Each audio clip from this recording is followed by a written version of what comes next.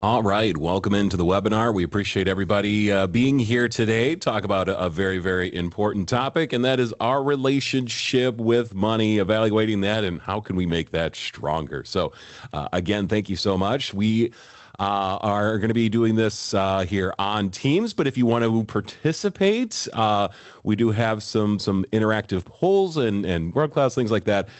There on the screen, you can scan the QR code either with your phone, your device, or you can join online as well.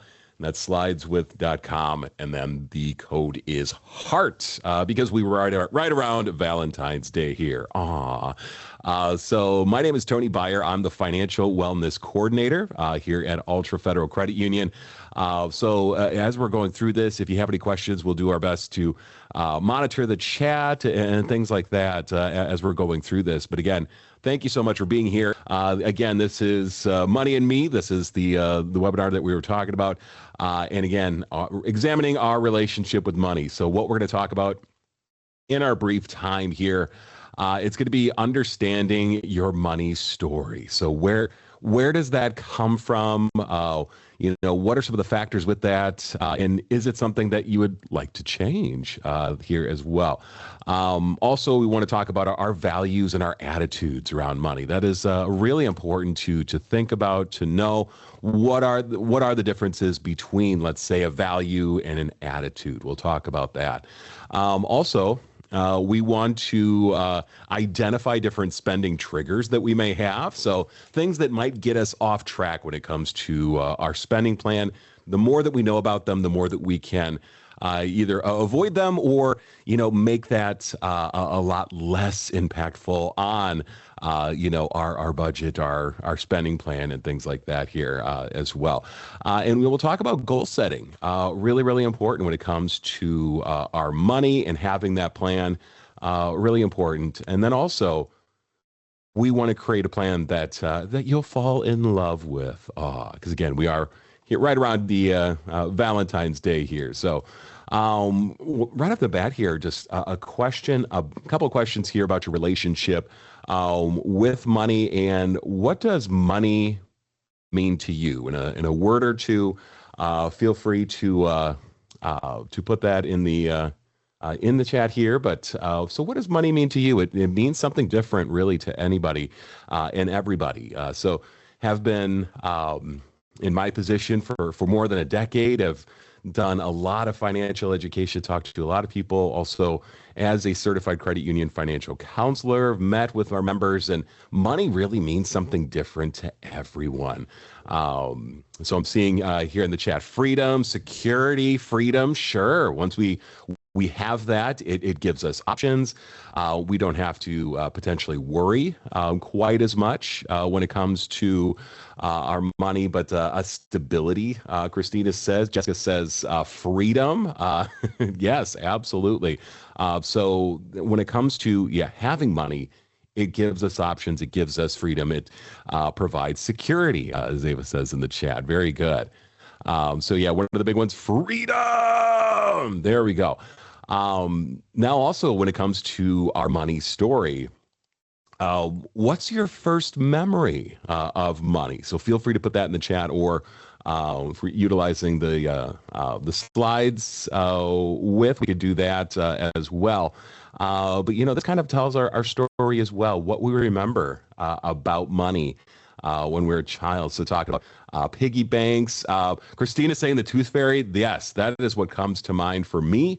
I did find out at an early age that for whatever reason, my the tooth fairy at my grandmother's house paid a little bit different than the tooth fairy that visited our house. The grandma's tooth fairy, for whatever reason, would leave more money than the quarter that I would get at home. So I did learn that whenever I had a loose tooth or something like that, I'm just like, okay, when are we going to grandma's next? This has got to hold on. And birthdays, we're talking about savings. Tooth fairy birthday, grandmas are great. And some couple mentioned the piggy bank that we may have, and putting money away in saving money. Excellent. So yes, the piggy bank here. So that's talking about our early relationship with money. And a piggy bank, typically means we're saving money. We're not spending it now. We're letting it, build up for something bigger, better, or things that we may want or need as well. Christina's saying, grandma's and grandpa's house, yes, they do always pay more when it comes to many things as well. So, and then the last question I wanted to ask about, are there any difficulties or pain points when it comes to, your money, when it comes to maybe providing for others, family, things like that? And feel free to, again, interact with the slides, or we could put that in the chat if you like. But money's not always easy. And so I'm glad we're here today talking more about it because what I try to do with, education and everything like that, money's complicated enough.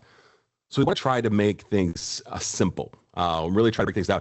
Is any of this easy? Absolutely not whatsoever with this. So again, we're so glad that you're here with us today and talking more about this. And again, I talk about all this stuff all the time, but I'm not perfect with any of this either. So this is very much a judgment-free zone when it comes with our money. But again, really, examining our relationship with money and saying there's not, there's just falling short, not enough. Definitely something that we hear quite often. And again, stuff is just it's expensive. It's too big. So we'll talk about how we might be able to navigate a little bit, or how we might be able to make all this work. But talking about our money, really good idea to have some date your money. So when it comes to formulating a plan for your money, you want to pick a time and a place. So think about this as your first date with money, or if it's been a while since we've really examined this relationship and really thinking about putting together a spending plan. But and when it comes to our money, if you've got a partner, spouse, family, involve them with this as well. This impacts them. So pick a date, pick a place, someplace where we're comfortable with, and then also bring could be your statements, bank statements, different bills, obligations, things like that. So bring everything with you. Pen, paper, calculator always helps as well. But do something that's going to be comfortable. This does not have to be hours and hours long. This could be just kind of getting to know your money. Just where are things? Where can I find these different bills, these different statements? How can I online to take a look at previous bills, things like that. But starting off with again a first date with money. Next, it's get clear on what's important to you and what we would like to accomplish. So kind of setting the scale. What do we want to do? So is it are we putting together that spending plan, that strategy? What kind of debts do we have? Are we looking to contribute more toward that to get rid that debt? Is there something that we're saving up for? All those different things, are we saving it, maybe a more reliable vehicle or down payment or maybe a vacation, who knows? But what do you want to get out of this? So, have that clear, have that conversation, especially with those that this all involves here. Next, we want to schedule regular money dates.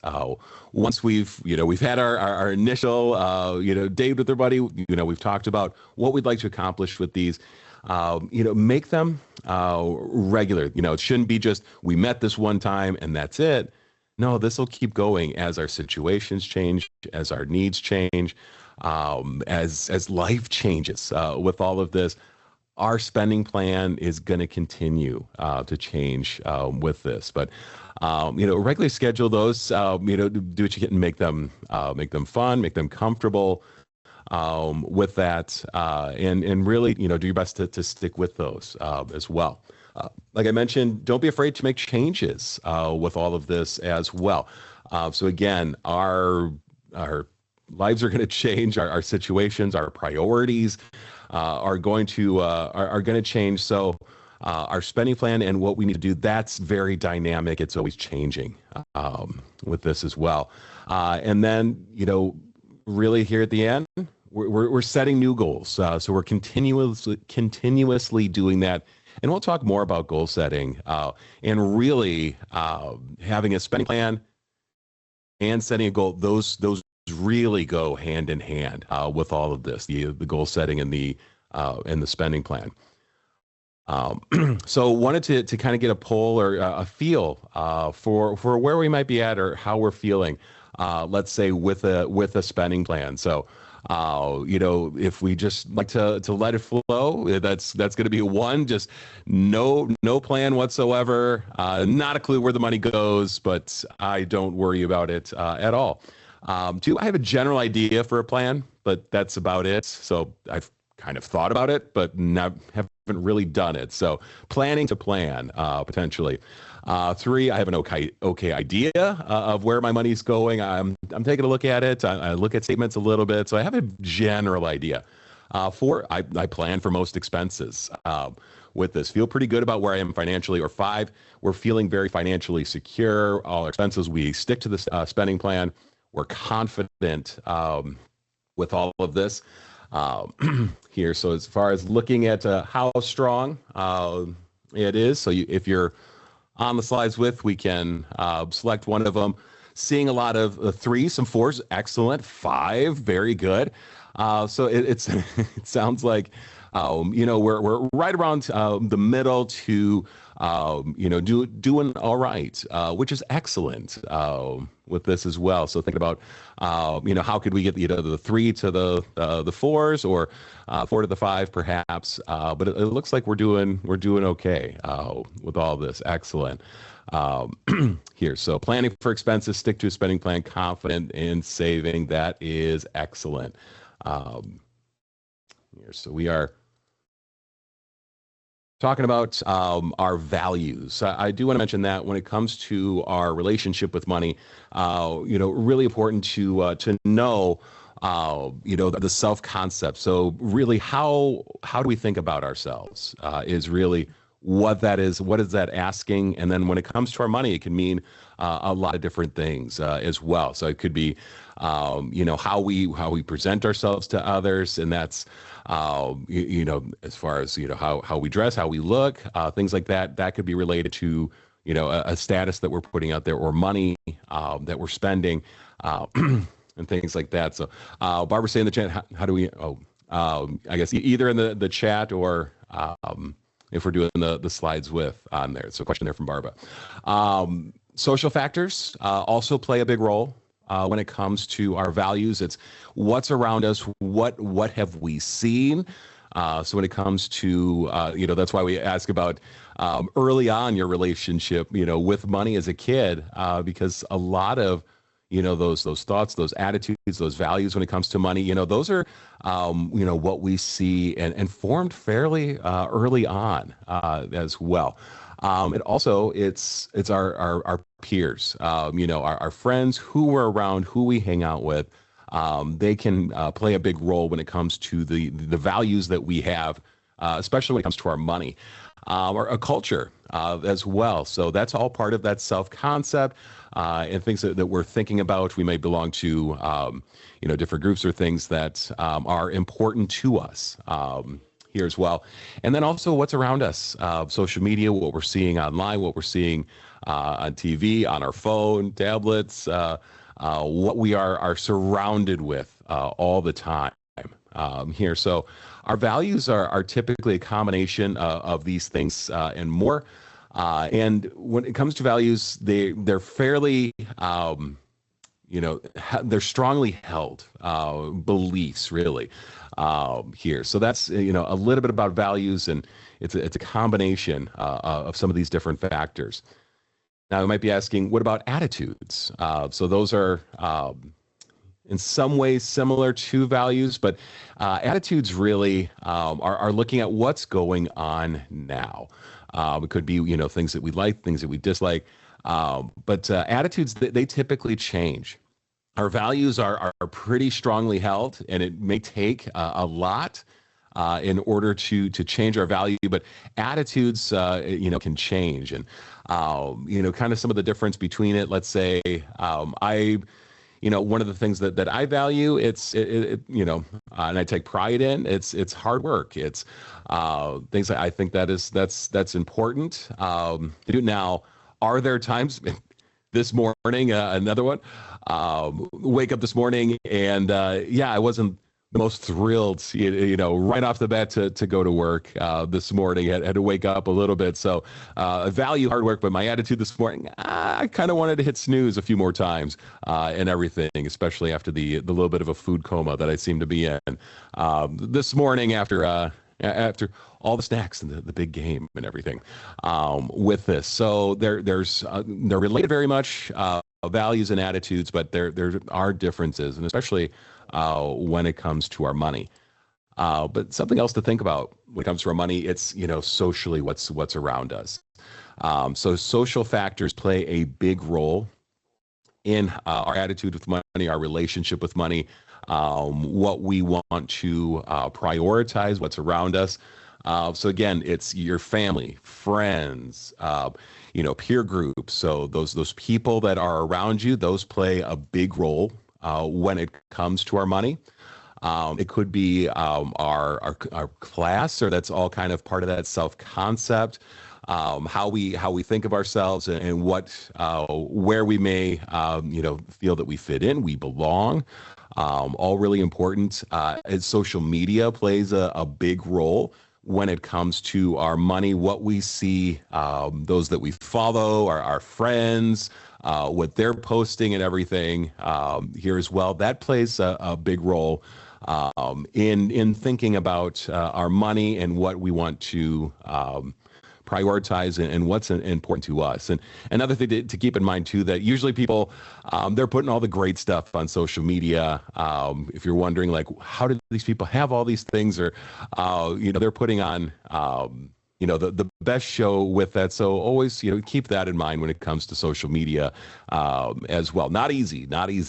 And then also just the fear of missing out as well. FOMO, it is real here. So there's a lot of social factors that come into play when it comes to our money. And wanted to talk about, our emotions when it comes to our money. That has a big influence on our spending decisions. So if we're stressed, we may spend money differently than we're just in a great, incredible mood. Maybe we feel guilty, perhaps that we missed kids' basketball game, or maybe that work, something like that. So I'm gonna spend more to make up possibly for that. If we're excited, that could also play a role when it comes to our money as well. So some of this can override some of that logic that we may have. So the challenge is to try to minimize the emotion and really think logically about our money. And then also, does this stick with our plan here? Emotional awareness. So recognizing these emotions is really, really important. The more that we really, it's going to help us build, confidence. It can help us, reduce some of those spending behaviors that we don't like, or they don't go along with our plan. When it comes to emotional control, techniques like it could be, grounding, bringing ourselves back to earth, getting away from, maybe the computer, the phone, and all the shopping that's available, there at your fingertips. It can be, recognizing our emotions, writing them down, possibly journaling, waiting when it comes to purchases, leaving them, let's say, in the cart and not acting on them here. So I'm not a very in-person shopper, but do some of that online and things like that. So one things that I've done is I've disabled the one-click buy, and if it's anything non-essential, I try to leave it in the cart for at least a day. Just let it sit out there. More often than not, it sits out there for quite some time. Come back to it, and if it's something that I still want, I've got the money for it. I don't have anything like it. This is the best price that I can get for it. Then basically give myself permission to buy it. But more often than not, I find that it was just something in the moment, and something that I really, didn't need, but not easy because there's a lot of I don't want to say tactics, but where you're online and they're saying you're looking at buying something. There's only 3 left. Act now, or there's a timer, a countdown, something like that. So they know what they're doing to try to get you to not think about this too much and buy right now. But then also recognizing that link between emotions that we have. Again, those can change and flow, and then more strongly held values or our beliefs as well.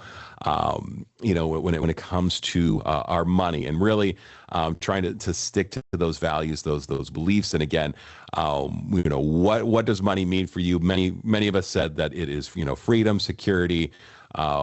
With that, and having it gives us options, and it helps us feel a little bit better. So, keeping that in mind as well. Not always easy whatsoever with all of this.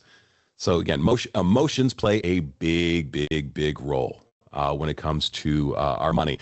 So I've mentioned a little bit about a spending plan, why we need it. So it can help us, number one, develop better financial habits. The more that we do it, it creates, a discipline, and it just becomes second nature for us when we have a well thought out plan that allows us to be able to cover our expenses, our needs. That's important.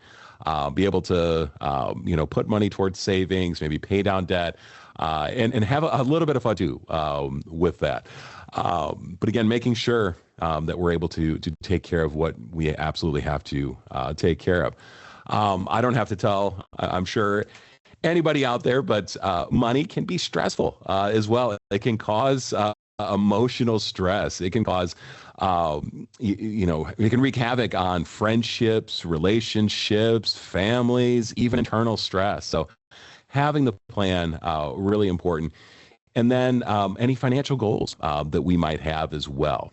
We want to make sure that is in our spending plan. And I don't know if I know that I've asked it there in the bottom right-hand corner of your screen. Where does all the money go? So with the plan, we'll be able to answer that. But yeah, there's definitely been times where it's like I just got paid and the money's gone. Before you even get it here. So again, having that plan really important. So what a spending plan is going to do for us.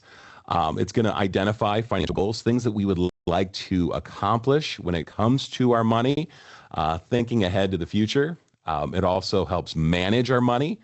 We work hard for our money. We want to give it a job. So that basically tells it where to go. And that's directing our money flow here. So, what's important, that needs to be a part of the spending plan. We want to try to spend money, avoid spending money unnecessarily. Are things going to happen? Yes, we are human. That is okay. Do the best you can to get back on track. But that is going to happen. But we want to try to lessen that, or try to stick to the spending plan. But it definitely I know all about this stuff. Talk about this stuff. It happens to be. We are human with this, and take a look at the chat saying. Using the Altra budget worksheet. Awesome. Budget bills, very good. So excellent info there in the chat. And then personal goals that we may have as well that might be separate from our financial goals. Maybe they're related, but that is definitely going to help in creating, again, that discipline and sticking with our budget. So talking about effective money management. Goals, we want to identify, develop those, make sure those are in the plan. Also evaluating trends when it comes to our money. So there might be certain times of the year where we might be receiving more in income. Maybe we're, work more hours, during this time of year, or like there's mandatory overtime, or maybe we work in sales and there's times where commissions might be up, or seasonal work, or we're right now into tax time. So maybe a tax return, or something of that nature. But stuff that we can't count on each and every month or every paycheck with this. But knowing when that's going to happen, but then also on the flip side, some of those expenses, are there times of the year where we might have, birthdays or holidays, or, have to, pay taxes, or things like that as well. So things that we know that we see coming, we want to plan for those. We can set up different savings accounts, so different, sinking funds, or something like that, they might be called. But planning ahead for some of those costs that we're going to see in the future, it doesn't, sting or doesn't hurt quite as much, because we've been saving for that and we've been planning for it here as well. Again, we want to develop a timeline, for the month. We're still fairly early here in February, but we could start gathering some of those, different bills, those obligations that we have, and then putting something together for March could be a great idea as well. And Ava's saying using Monarch money. I haven't used that, but I'm familiar with it. But whatever you use, we've got a lot of different tools through Altra as well. But absolutely, we'll talk about some budgeting systems and using something that works for you. So awesome. It sounds like you found something, Ava, that works for you, which is excellent here. And then we want to review, revise, rinse, and repeat. I like to say, when it comes to our budget, it is very dynamic. I will say it's not just a set it and forget it type thing. So in a spending plan, simply put what's in it: all money coming in. So that's, salary, any other contributions. I mean, it could be birthdays, holidays, and then also all of your different expenses are in there as well over a given period. So that could be, once a month, could be every 2 weeks, something of that nature. If it's been a while since we've done this, reviewing and revising and taking a look at your budget. I would do that more often, more likely than once a month. Once we get used to it, then we can go a month or possibly even in more. But at least monthly, we want to take a look at all of this. But that's what's in a spending plan. It's money coming in, money going out. And again, with this plan, we'll be able to adjust our plan for different activities, situations, events, and things that we know are coming, or things that might happen unexpectedly. Being able to pivot and change, really important. We want to spend money cost effectively now more than ever, in a time of rising prices, things like that. Goals that we have set, and then this can help strengthen our internal control system as well. We'll talk about some of those habits that we may have, and that can derail our plan or get us off track a little bit. So some of the steps, like I mentioned, the goals, income, we want to, if it's not consistent, estimate that down just a little bit. Also have a good idea of where your money's going. So that's taking a look at, your different account statements or things like that. If you can track all this down to the penny, awesome. That sounds a little tedious to me. I say have a good idea of where your money's going. And are there any changes that you'd like to make? So have a good idea of where your money's going. Budget for what's your actual expenses, and then what you see coming as well. Some, unexpected, or things that you see down the road. So talking about, maybe the roof, where that's going to need replacing. That's going to be expensive. Saving up for that, or car's check engine light. That's been on for a while. Probably not cheap, or something like that. Or we've got Billy's going to need braces in the future. Things that we might see coming. Still plan on that. Have that as part of your plan, and setting money aside toward those things. Really important. Again, at least monthly, taking a look at this and making sure it's still working for you. So, a few different budgeting systems.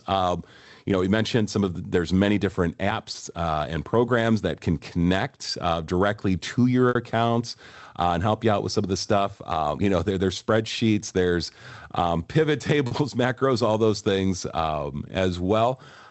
Pen and paper works great. It's worked great for a long time. It'll continue to work great. But studies have shown those that rely on cash typically spend less than those that rely on a credit card or even a debit card. And a popular system, with cash especially, it's the envelope method, or it's being called the cash stuffing method. It's having a moment right now on social media. But basically, you would get a certain percentage or your paycheck in cash, and you actually physically assign your money to a different envelope with this. So you give your money a job essentially. So you may have an envelope for your rent or your mortgage, car payment, perhaps gas for your car, food, clothing, going out to eat. But if you're going out to eat, envelope is empty. We've spent that all already. Yeah, we're not going out to eat. You can't steal from other envelopes. The whole system breaks down with this, but it's shown to be a very effective system because with cash you're parting with a physical item. You're watching your wallet, your billfold, your purse get smaller with each purchase. And the nice thing about cash is that you can't go into debt with cash. We can go down to zero, but we can't go below zero. Like we can with a credit card or even a debit card as well. Seeing some in the chat talking about using a system like this. Absolutely, a good friend of mine, he's done a system like this pretty much since he was in college. It really works for him. I know it wouldn't work for me. For whatever reason, I get a little bit of cash in my pocket. My pocket gets warm, and I got to spend it. I'm a lot better with a credit card, with a debit card, but I know that doesn't work for everyone as well. I know that I can go online, I can go on my phone, I can see exactly where and how I've spent money, but I know that doesn't work for everyone as well. So that's shown to be a very effective system when it comes to our money. And then also, if we're a very visual person, something else to consider could be the calendar tracking method. Taking a look at, you've got the whole month there, and that I get paid on these days, so I can expect this, as far as cash flow right then. This week I have these 3 bills due. The next week I have these 2 bills. This gets paid on the 1st. So it can give you a macro view of kind of how your month is going to look as far as your spending, as far as money coming in. So it helps you avoid spending money unnecessarily, always keeping in mind those future obligations that we have. So keeping this someplace that we're going to look at it quite a bit, on your fridge, kitchen, bedroom, bathroom, who knows? But putting it somewhere that, we're going to see quite a bit, and it really commits. So if you're a very visual person, it could be something that's very helpful. But like we mentioned, there's a lot of different resources help out there. But if we're just going to start with this, or if it's been a while, I really recommend going very basic. And pen and paper works great. But talk about the calendar method. Show you a picture here in the next slide. This was actually on one of the basement walls. A friend of mine a few years ago purchased a house and took off. There was some drywall and things like that was there in the basement, and the calendar method right there written on the wall there. So don't know the whole story about it here, but it looks, just from what I could tell, it looks like there's some different bills and medical debt, and circling when things are due. So really taking this to the next level, this calendar method here. Like I mentioned, when it comes to your income, if it's not consistent, if it's a little unpredictable, we want to estimate that down a little bit. We know that we may not always be able to get those extra hours or extra income and things like that. So you want to estimate that down a little bit. And then the expenses, you want to be on the higher side of this so that we don't have this gap when it comes to our money. So, and that's, understanding and knowing, what we're working with as far as all of our different income coming in. So the next step, it's going to be recording what you spend. So having a good idea of where your money's going. You can take a look at, your checking account statements or things like that. How are you spending your money? Where are you spending your money? And if there are any changes that you want to make as well. So, your actual expenses, and talking about expenses, a lot of different ones out there, but want to talk about, there's really two types. There's, what's fixed. This is what we can depend on. We know what it's going to be each and every month. So some examples are rent or our mortgage. Every month is more likely that's going to be the same. Car payments as well. That's going to be the same each and every month. Your student loans. I know there's been some changes in the last year, things like that, but those are typically, each and every month, this is what you're going to be paying. Your internet or cable bill as well, at least the first year, in my experience. Your cell phone, perhaps, what we may pay for childcare, insurance, homeowner's car, things like that. Those are typically going to be fixed. We know what those are going to be each and every month, but there are a lot more variable expenses. So these are going to change each and every month. These are just some of the many expenses that we'll have. So talking about our utilities, keeping the water running, keeping the lights on, heat, all those things really important. Other car expenses, gas, clothing, if you want to get gifts, we have to give gifts, other household items, and just money that we spend on others or those that, might depend on us, let's say. So there's a lot of expenses out there to think about. So that's why having a good idea where your money's going is really important when it comes to your spending plan. Some examples of spending plans, how we can break some of this down. So one of them that's trying to simplify this, there's three categories when it comes to our money and how we could divvy it up. So the 50-30-20 plan is something that's been around for quite some time. So you would take your paycheck, your income coming in, and half of that's going to go to needs. That's going to go to, what's important, those priorities, all those things that we need to live, to help others, to those that, may depend on us, things like that. Half of our money that's going to those needs. 30%, that could be on our wants, our discretionary income, let's say. So these are the nice to haves. We can live without them. May not be as fun, but we could think about that. So 30% of our income going to wants, and then 20% that is going toward saving. That could be going toward, let's say, paying down debt. Perhaps. So this is a system that's been around, like I said, for quite some time. How we can, divvy up our money and take care of some of these things. So some information. This is just another sample spending breakdown here, and this is information from from Balance, partner that we've used previously when it comes to financial education.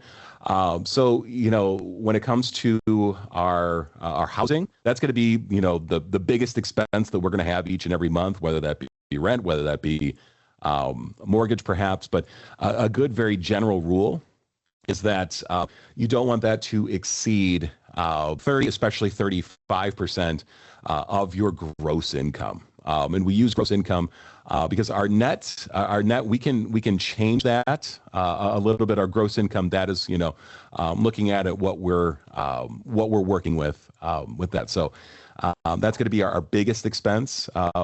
Is going to be our housing needs.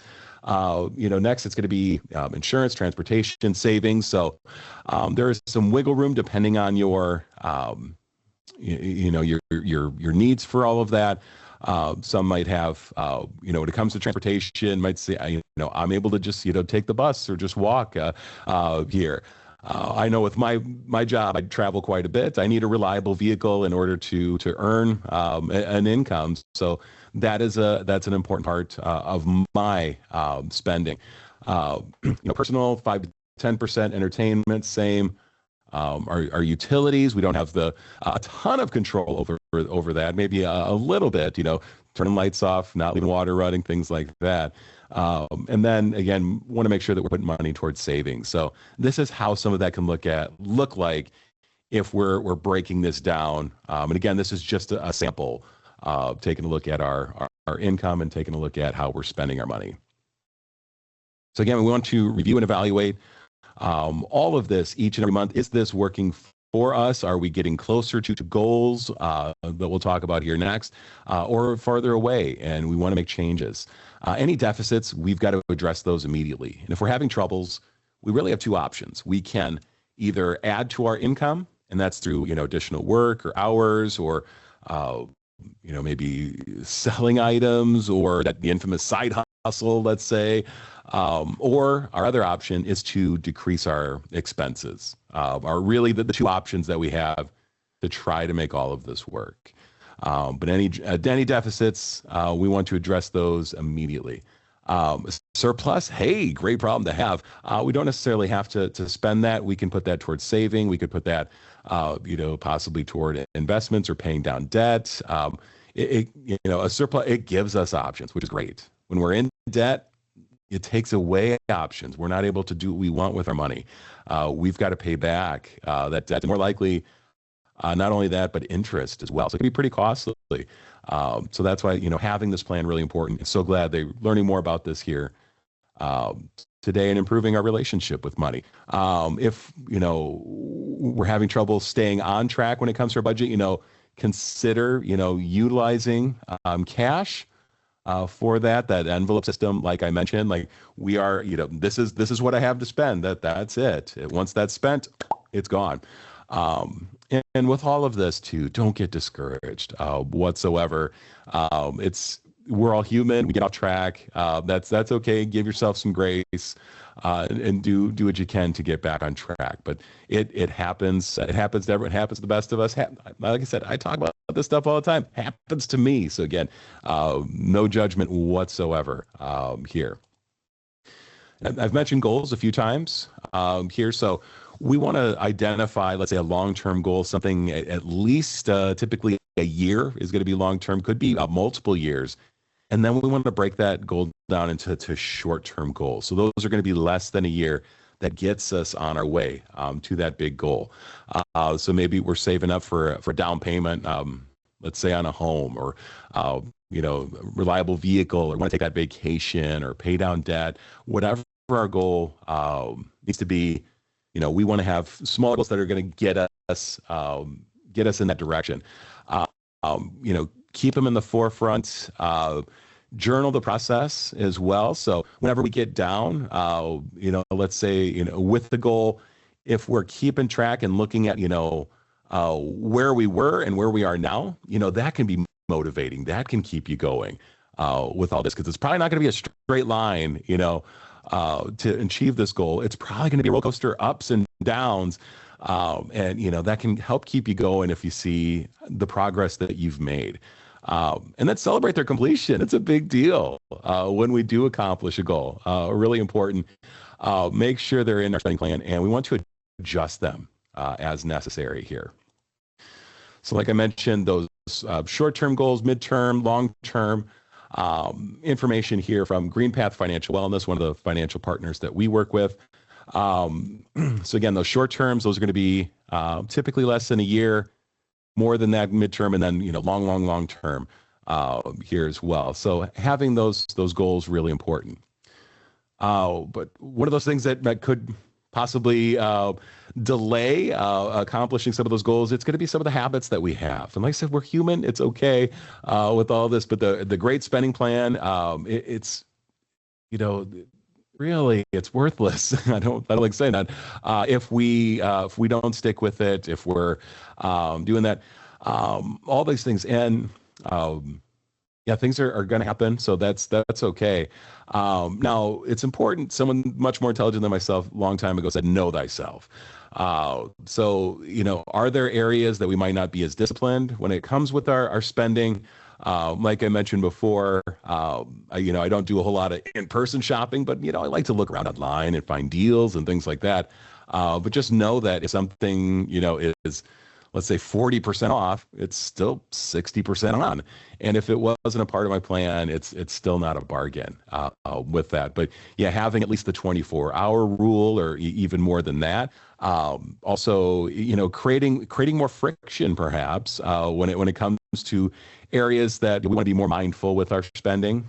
So taking, not having cards, saved on, different retail sites and things like that. So whenever you need to buy something, want to buy something, you've got to go find your wallet, your purse, your billfold, and, find your card, enter that info. And also not a bad idea either, with all the different data breaches and things like that. So creating a little bit more friction could help you in not spending money unnecessarily or impulsively here as well.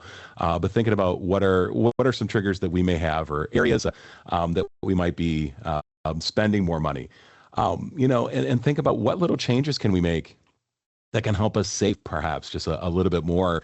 Try to build up an emergency fund. Not easy whatsoever. And experts say we should have at least 3 months of living expenses saved up in an account that we can access easily. If we don't have that, it's okay. Do what we can to try to build that up. Automate savings. Really important. Not always easy. Not always easy at all. But every little bit helps. And I'm going to borrow a phrase from someone here at Altra, talking about how a trickle of water it'll fill a bucket, eventually. So, save what we can, but really important. Not always easy. I do understand that, but anything that we can try to do, really, really important. You can't stress that enough. So, it's got to balance. Budget any deficits, we want to address those. And then if there's any sort of surplus, have a destination for that money. Doesn't mean that we have to spend it. We can put that towards savings that can help us with our goals, pay down debt, things like that. We want to plan carefully with all this as well. Thinking about the future, what are some expenses that we see coming down the road? Maybe there's things that are annual that we have to pay. So thinking ahead, that's going to be a lot more easily achievable if we've got a plan for it. Have a good idea where your money's going, like I mentioned before, and use a system that's actually going to work for you, something that you'll actually use here. Now, a common question that I get, with things getting more expensive, how do we make this work dealing with inflation? So our money not going, as far as it used to, and things like that. And, some things that we can do to deal with inflation. We can look for cheaper alternatives, maybe trying different stores, perhaps, doing more research online. So, getting the best price. Clip some coupons, take advantage of, possibly, rewards programs or things like that. Maybe looking used for different items that we might be able to save, or planning ahead, buying things off season. But where can we save money? And do our best that we can to cut some of those unnecessary expenses, some of those nice to haves, and then looking for low cost alternatives or even free alternatives.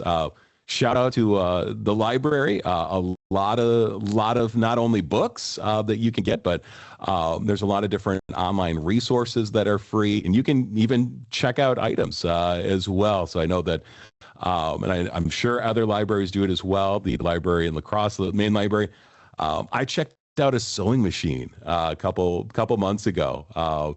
I tried to sew. Anyway, try to fix up shirt that I like. It's not perfect, but yeah, that was something I didn't have to buy or purchase. So a lot of different tools and resources out there. But look for how we might be able to save money. But we really don't have all that much control. What's going on with the economy and things like that. But we can control our spending and savings habits here as well. So not always easy. I don't have the magic answer. It's try to control what we can control. And I know that we're getting here towards the end, but doing a little bit of winter cleaning for your finances. So these are some ways we might be able to save a few dollars, things that we could do fairly quickly and easily. So if it's been a while since we've looked for, let's say, uh, let's say car insurance or something like that. There's a lot of different, sites and tools online to be able to do that. But if it's been a while since we've done that, hey, who knows? You might be able to save some money with that. So that's something to try to do at least once a year, every year, year and a half, a couple of years. We were with the same auto insurance for well over a decade, and decided to look around, and was surprised that moved to a different company, was able to save some money. So you just never know. So if it's been a while, if you don't find a better rate, then we'll sit back, relax, and know that you're paying the best rate that's available to you. Our cell phone doesn't, we don't always have to have the plan with one of the big, huge carriers. There are a ton of mobile virtual network operators. Basically they're third party data brokers. Basically, they utilize the same towers as the big companies, but if you typically you'll pay ahead, prepaid plans, things like that, but they are a lot cheaper than what you're going to find with the really big providers. But there's do your homework, do your research, but there's a lot of them out there. That's what we do in our house as well. And when we made that change, really, really, really helps. Your subscriptions, streaming services, especially if you're not using them, call, click, cancel right away. Can't stress that enough. And that's why knowing where your money's going, taking a look at statements is all really, really important with that. But yeah, just a few of those streaming services. You're almost paying what used to pay for cable. They really do add up. So again, if you're not using it, right away, call, cancel, click, whatever you got to do here as well. And then also, let's say you sign up for a streaming service for a month, or some sort of free trial offer. Set reminders in your phone calendar, like cancel this, the day before, or something like that. You don't want to pay for another month with that. So that's another common one that we hear. So someone signs up for something for free, and then all of a sudden, oh, I forgot to cancel, and there's another month of that. And in our house, we jump around to different streaming services as well. We'll wait till something's out for an entire, the entire series or something like that, and subscribe to that here. So something that we do. And then also, like I mentioned before, we're, right here, tax time.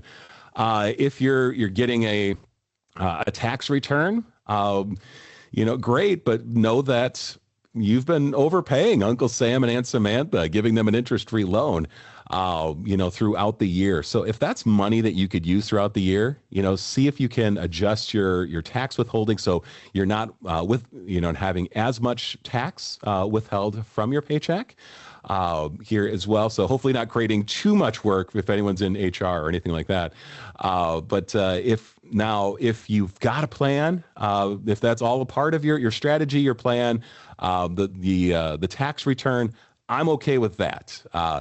As long as you've got a plan for it, I'm cool with that. I just don't want you looking at it like this is free. No, this is your money that you've been without here throughout the year. And if you'd like that, maybe adjust the withholding. So these are just a few of the things that don't take a whole lot of time that might help us save a little bit, which is incredibly important. So I know that we're getting here toward the end, but some things that we can, take action on.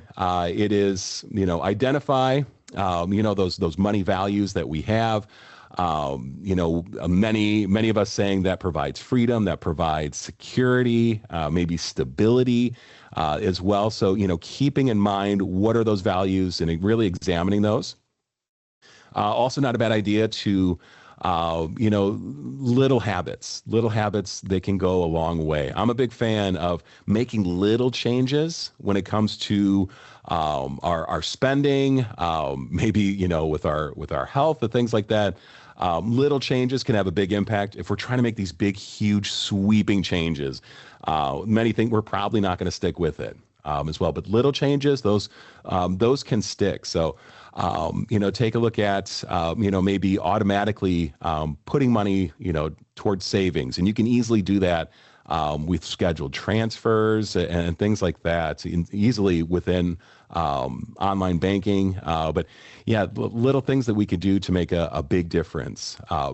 We mentioned the money dates as well, scheduling those. Just visits with our money, and again, involving others that are involved with that. So partner, spouse, could be kids perhaps. So if it impacts them, involve them, with these money dates. And celebrate wins, track all of this and celebrate. It's a big deal when we are able to accomplish some of these things here. So all really important. We're getting here toward the end. So again, big takeaways. Calculate your take-home pay. Know what you're working with each month. This is what you have to spend. Have a good idea of where your money's going. Pay yourself first, just like any other bill. We want to make sure that we are doing that. Needs. Those come first. That's the priority. Then, if and only if we've got money left over, we could think about some of those nice to have, some of those wants. And again, the goals are incredibly important here as well. So we do have plenty of resources, plenty of people here to help. You're definitely not alone if you have questions about all of this here. So our website, altra.org, a lot of resources where we can find a lot of this here. So our website. And if you go under financial wellness, you'll find a lot of these different tools and resources. I did mention Green Path is a nonprofit, counselor. They do debt counseling and things like that. So that is a great resource. Also, Bonsai as well. Zogo, you can earn while you learn. So there's no charge for that whatsoever. And then our financial coaches as well. So our members can meet, with certified credit union financial counselors, sit one-on-one, and they can kind of go over a spending plan or take a look at, some of the different bills and goals and talk about that. And it's a great opportunity to get another set of eyes and, it's a friendly table, like we mentioned, and everything that's discussed in a meeting, it is absolutely doesn't cost anything and is completely confidential. We don't share that with anyone as well. Easy to set up an appointment. We've got coaches at all of our different locations, and you're able to do that online. You could even call in, but there's a lot of help and resources out there for you. So we're right here. At the end, there's my contact information. Again, thank you so much. Have a great rest of the day, and have a great Valentine's Day, and hopefully your relationship with money, it improves. There we go. So thank you very much.